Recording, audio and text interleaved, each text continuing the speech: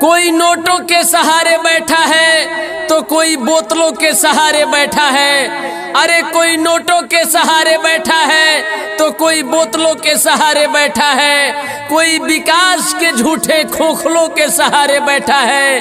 अरे कोई जाकर कह दो उनसे कि चुनाव सरिता देवी निवेदक प्रकाश भगत ही जीतेंगे, क्योंकि जनता के दिलों में हौसलों के सहारे बैठे हैं, हौसलों के सहारे बैठे हैं। तो मेरे ग्राम पंचायत टोटी के सम्मानित जनता, आप सबों से अपील है कि इस बार दूरबीन वाला चुनाव चिन्ह पर मुहर लगाकर और सरिता देवी निवेदक प्रकाश भगत को भारी से भारी बहुमत से विजयी बनाना है और अपने ग्राम पंचायत टोटी को विकासमय बनाना है, विकासमय बनाना है। तो याद रखें, ये दूरबीन छाप हर युवाओं का चुनाव निशान है, हर माँ बहनों का चुनाव निशान है, हर मजदूर किसान भाइयों का चुनाव निशान है। तो याद रखें, दूरबीन छाप जो कि बैलेट पेपर के 5 नंबर पर सुनिश्चित है और इसी पर मुहर लगाकर सरिता देवी और प्रकाश भगत को भारी से भारी बहुमत से विजयी बनाना है। और सरिता देवी प्रकाश भगत कह रहे हैं, हम ईमानदारी का ताज पहने निकले हैं सर पे, सबके दिलों में ऐसा विश्वास लिखूंगा। हम ईमानदारी का ताज पहने निकले हैं सर पे, सबके दिलों में ऐसा विश्वास लिखूंगा। अरे हुआ है न होगा कभी भी पंचायत में, ऐसा इतिहास लिखूंगा, ऐसा इतिहास लिखूंगा।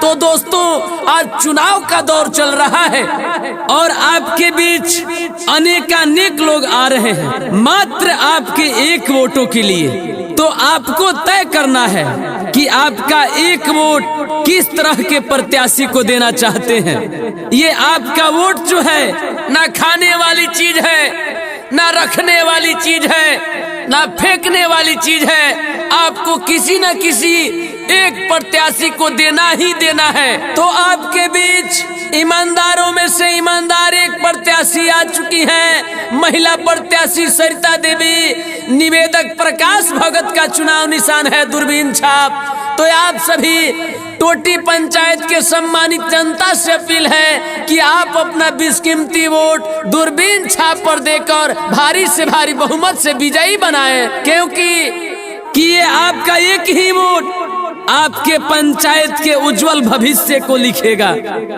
ये आपका एक ही वोट आपके बच्चों के भविष्य को लिखेगा। ये आपका एक ही वोट आपके पंचायत के भविष्य को बनाएगा। तो क्या आप ये अपना एक वोट का क्या कीमत लगा रहे हैं? आपके बीच तरह तरह के लोग आ रहे हैं, आपको तरह तरह का प्रलोभन दे रहे हैं, आपको अनेकानेक लालच दे रहे हैं आपके एक वोटों के लिए। लालच के चक्कर में पड़ करके, लोभ के चक्कर में पड़ के आप अपने एक वोट को कहां देना चाहते हैं? आप अपने पंचायत के भविष्य को कहां लेकर जाना चाहते हैं? ईमानदार प्रत्याशी के हाथ में देना चाहते हैं?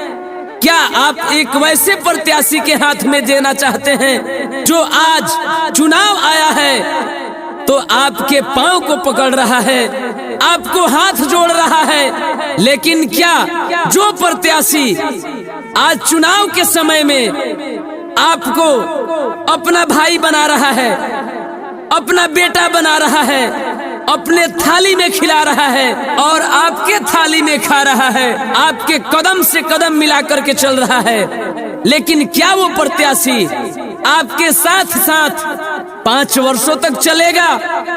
आपके जीवन का निर्वाह में आपका साथ देगा, आपके दुख में साथ देगा? तो मेरे प्रिय मतदाता बंधुओं, हम आपसे आपका वोट मांगने नहीं आए हैं। जो आपके आंखों पे अंधकार का पट्टी बंधा हुआ है, मैं इस पट्टी को खोलना चाहता हूं कि आप अपना वोट किसी को दें, ईमानदार प्रत्याशी को दें, जो आपके दुख में आपके साथ रहे, आपके सुख में आपके साथ रहे। ये नहीं कि आप चंद लोभ के कारण, कुछ लालच के कारण आप अपना कीमती वोट, जिस वोट का कीमत अगर आपको पता है तो आप अच्छे व्यक्ति को देंगे, सच्चे व्यक्ति को देंगे। तो ईमानदार प्रत्याशी के झोली में आप अपने एक वोट को दान कीजिए और अपने पंचायत और अपने गांव, अपने समाज, अपने बच्चों का अगर आप अच्छा भविष्य चाहते हैं, अगर अपने पंचायत में न्याय चाहते हैं, विकास चाहते हैं, तो उसके लिए सरिता देवी निवेदक प्रकाश भगत के चुनाव निशान दूरबीन छाप जो कि बैलेट पेपर के 5 नंबर पर सुनिश्चित है, अपना एक वोट इन्हीं को दें, इन्हीं को जिताएं। हर इंसान को इंसाफ चाहिए, हर इंसान को इंसाफ चाहिए, लेकिन इंसाफ के लिए आपका साथ चाहिए, आपका साथ चाहिए। गंगा की कसम, यमुना की कसम, गंगा की कसम, यमुना की कसम, सल्तनत का मुहाना बदलेगा। कुछ आप बदलिए, कुछ हम बदलेंगे, फिर ये जमाना बदलेगा, फिर ये जमाना बदलेगा। सामान्य जनता से मैं आग्रह करना चाहता हूँ कि किसी के झांसे में न आए, किसी के लोभ लालच में नहीं पड़े, क्योंकि आज आपके बीच हजारों लोग आएंगे, तरह तरह के लोभ दिखाएंगे। किसी के लोभ लालच में नहीं पड़ना है। अगर पड़ेंगे तो एक बात ध्यान रखें कि आपको तय करना है कि आप अपना भविष्य, अपने बच्चों का भविष्य कितने में बेचेंगे, कितना कीमत लगाएंगे। एक बोतल शराब, एक बोरी गेहूं, एक बोरी चावल, एक साड़ी, या 500 या 1000 रुपया। याद रखिए, फिर वो आ रहे हैं कुछ उम्मीदवार आपका वोट खरीदने, जाति के नाम पर, धर्म के नाम पर, संप्रदाय के नाम पर तथा क्षेत्रवाद के नाम पर। जरा सोचिए, हम क्यों बिकेंगे? जाति के नाम पर, धर्म के नाम पर, छोटे बड़े और उच्च नीच के नाम पर हम अपना प्रतिनिधि समाज के विकास के लिए, सामाजिक कार्यों के लिए चुन रहे हैं। हम अपने लिए रिश्तेदार चुन रहे हैं। साथियों, यह बात हमें सोचना होगा।